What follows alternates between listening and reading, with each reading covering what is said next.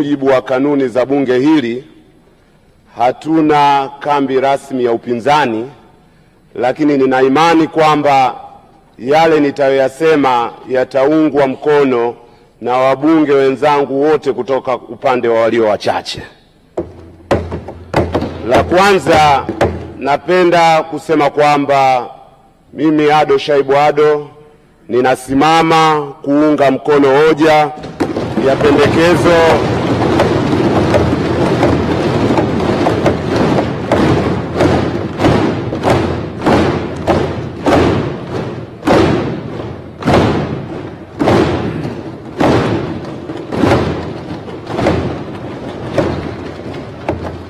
nimesimama kuunga mkono hoja ya pendekezo la uteuzi wa Mheshimiwa Mwigulu Nchemba kuwa waziri mkuu wa Jamhuri ya Muungano wa Tanzania. Ingawa ni vigumu sana kusema kwa uhakika sifa zote ambazo zitakuwa zimemsukuma Mheshimiwa Rais kutuletea jina la Mheshimiwa Mwigulu Nchemba, lakini ipo sifa moja ambayo mimi nina uhakika nayo na itakuwa ni sehemu ya sifa zilizomsukuma Mheshimiwa Rais. Ni ukweli kwamba Mheshimiwa Mwigulu Nchemba ni mtu mchapakazi.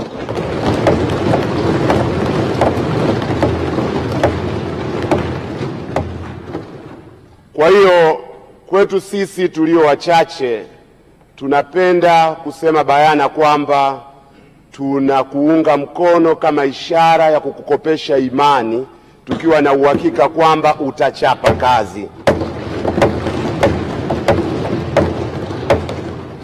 Na maeneo ya matarajio yetu ni mengi sana, lakini hatuna muda hapa. La kwanza, tuna imani kwamba Mheshimiwa Mwigulu Nchemba utasimamia vizuri serikali katika usimamizi wa rasilimali za taifa katika kuwaletea wananchi maendeleo.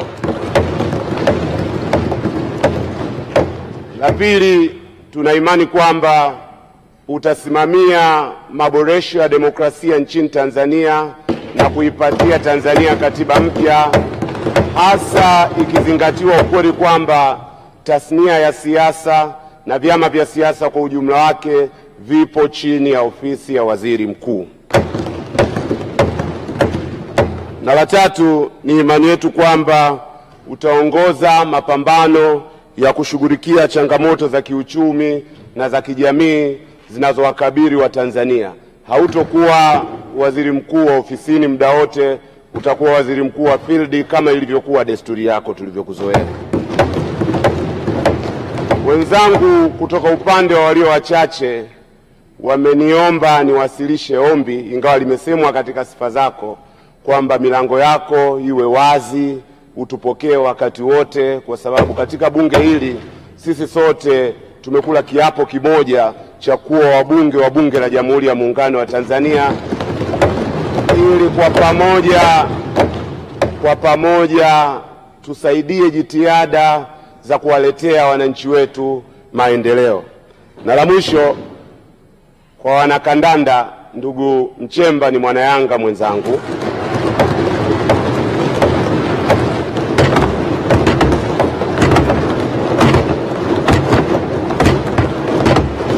Lakini ni imani yangu kwamba pendekezo la uteuzi huu litakuwa linaleta faraja sio kwa wana Yanga peke yao, bali kwa wana Simba na kwa Watanzania kwa ujumla.